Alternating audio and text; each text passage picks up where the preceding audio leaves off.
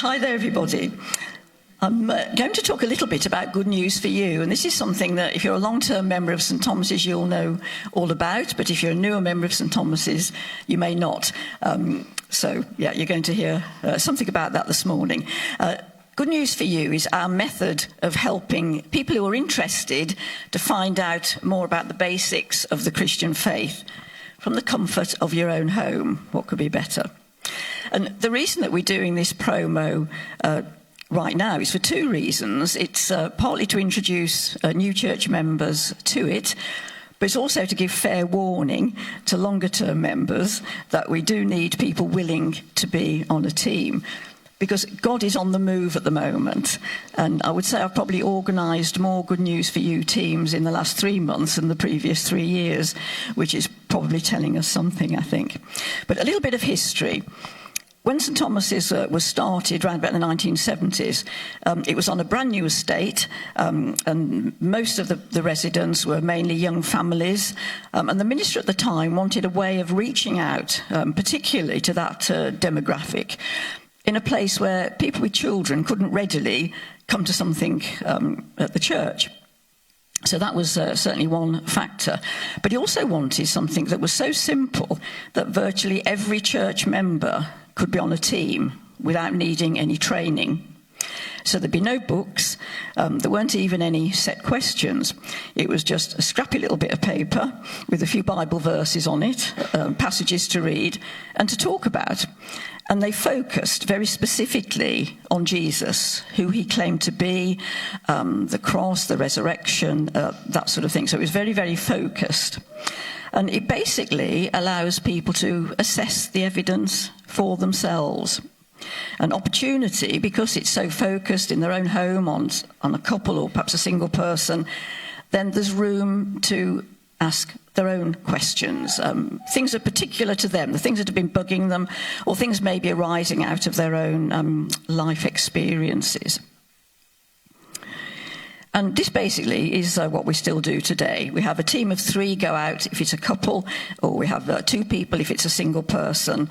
And it's very much focused on them and their needs, and it'll be on a day that suits them, at a time that suits them.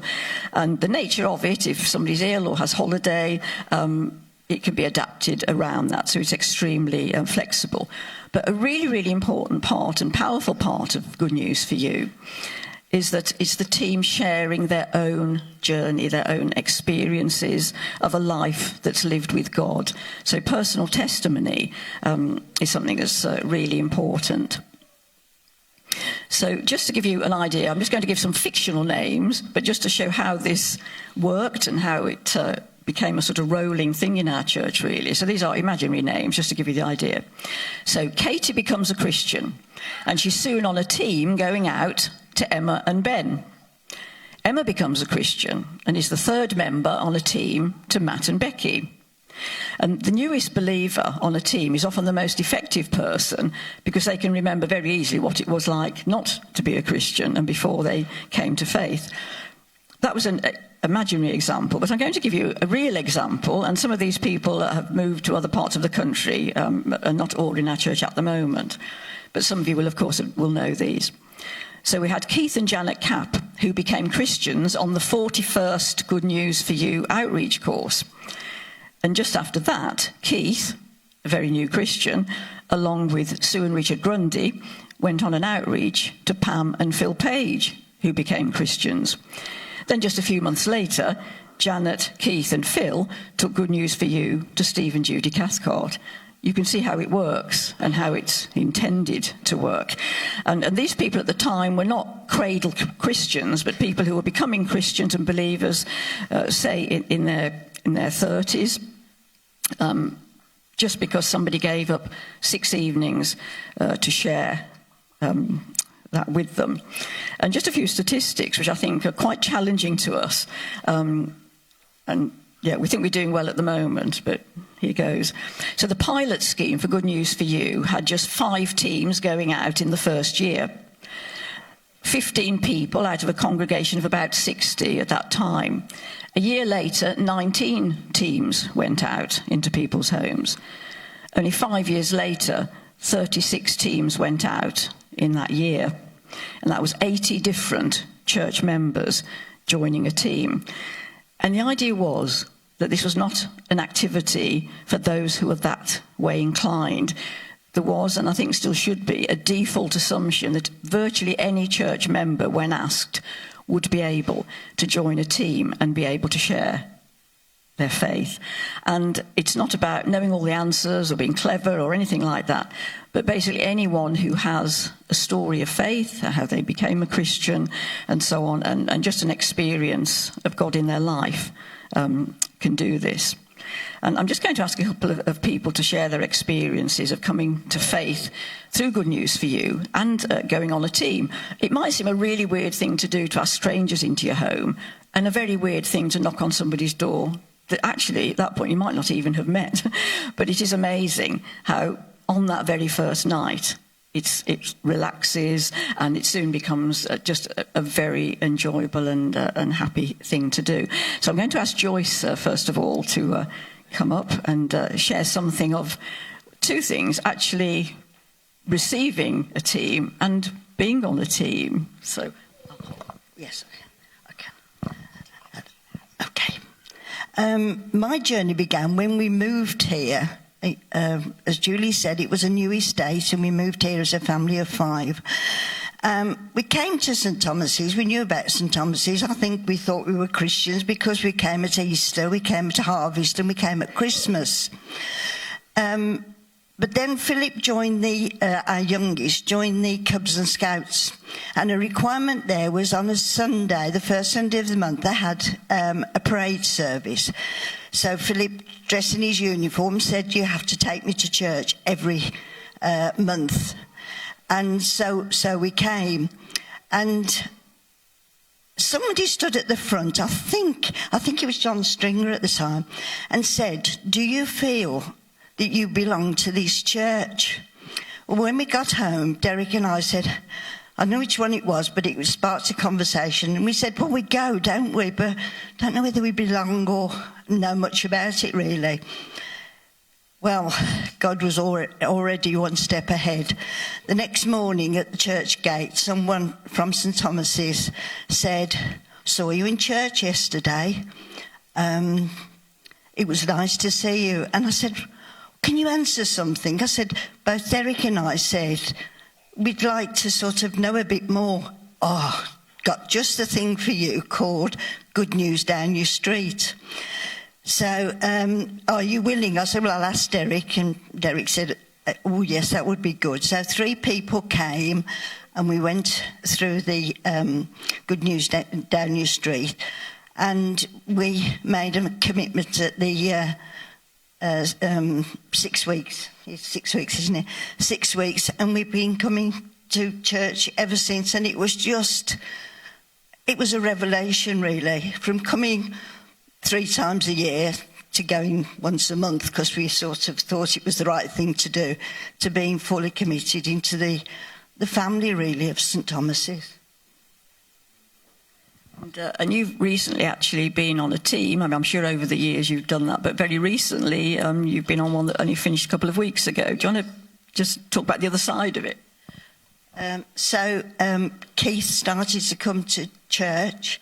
I used to see Keith walking around with his dog, and he was always chatting. I thought, how lovely. I did say I was a member of St Thomas's, and I was on welcome duty a couple of months ago. Is it Keith now? He suddenly walked into church, and I said, it's lovely to see you, Keith. Anyway, Keith has been coming regularly, and Brian Gilchrist and I just did Keith's Good News down. Well, it's Good News for You now, isn't it? Good News for You now. And Keith, well, it was wonderful. He made his commitment on week 6, and we were just absolutely over the moon, really.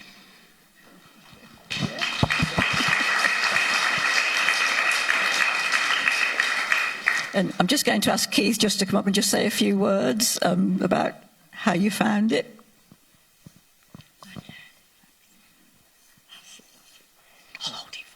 Right. I'd just like to say that since I have been coming to the church, I've noticed a big difference in myself. which is really helped me. And going on this course with Brian and Joyce, you know, I thought, what's it going to be like? Is it going to be boring or what? Because I've, you know, new member of the church, I don't know what things are going to be like. But once I got there, Brian and Joyce made me very welcome, and they started the course. And with me, I'm very curious, and some of the words I was coming out with, you know, I had to keep stopping them because I asked questions, a lot of questions, and they put me right a lot of times about God. I mean, I even asked a question, I don't know whether it was right or wrong, you know, is it God? Is it Jesus? Is it the Lord? And the Bible says, it's all of them. You know what I mean? Because who do you pray to? And now I realise you can use all the names, but I pray to God. Because before I came to church, I did believe, but I did nothing about it. I lost the wife, and that made me go it the other way. But then I had a thought, got up one Sunday morning, I'll go to church, never looked back since. And the courses, I mean, I don't know, Matthew, Luke, you know, Matthew, Mark, Luke and John, Acts, Corinthians, Rome. I'm thinking, what's happening? You know what I mean? And it does really, really help. And to have somebody like Brian and Joyce give you the confidence to sit there, talk about it, and listen to my questions, you know, it's been great. Thank you. Thank you.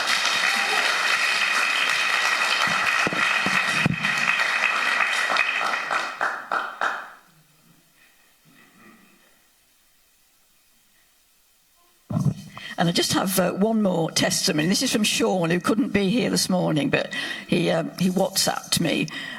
So I'm just going to read out Sean's testimony. I did consider editing some of this, but I won't.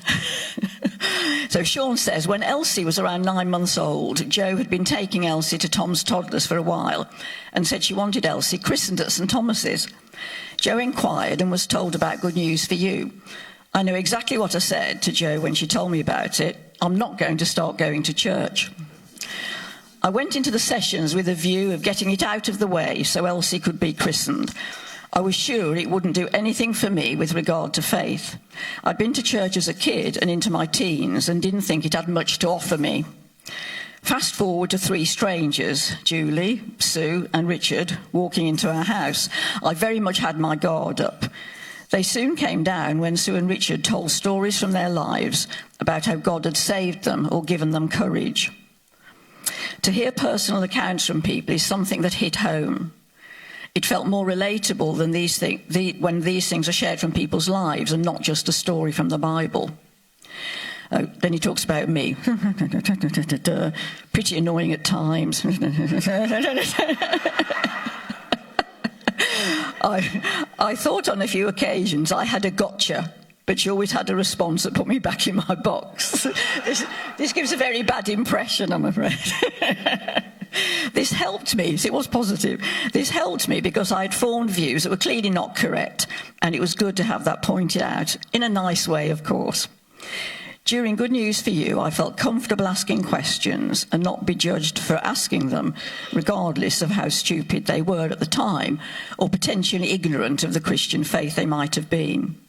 The answers piqued my interest, and after most sessions, I do a bit of research myself. Who knew there was actually a lot of evidence for the Bible and what it says? I can look back now and know that if more people knew the facts and evidence of the Bible, there would surely be more Christians. Good News for You is a 6-week course. It took us a little bit longer due to Elsie being sick, but by the end of it, things were definitely different for me. I looked at the lives of the 3 people who had been coming to our house, and I wanted what they had. There was a strength and peace coming from a place I didn't realise existed, and a confidence from them in where it had come from, which was God. I can look back now and realise that as a Christian, I would love others to come to know God, as it's such a great life. That is what Julie, Sue and Richard were doing for Jo and I. In essence, the good news for you does what it says on the tin. It's good news for you to know God and be a Christian, because life with God is better. I'll be forever grateful to them for the time they spent with us, as I'm sure I wouldn't be a Christian now had it not been for that. Thank you to you all for getting me there. So, yeah, and interestingly, Sean himself, and actually Sean didn't make a commitment during it. It was lay the foundations for the ensuing weeks. And Sean has recently been on a team himself, sharing his own faith, which is fantastic. So it's really kind of over to you, really. So I would say to talk to me or to David or to anyone else if you would actually like a team to come to you. But please, those of you who are longer-term team members, remember, you have friends or family, just remember Good News for You and these testimonies, and don't be afraid to offer it to them. And it needn't be you then sharing your faith. If that's tricky with family members and friends, it can be completely different people who may be the right people to do that.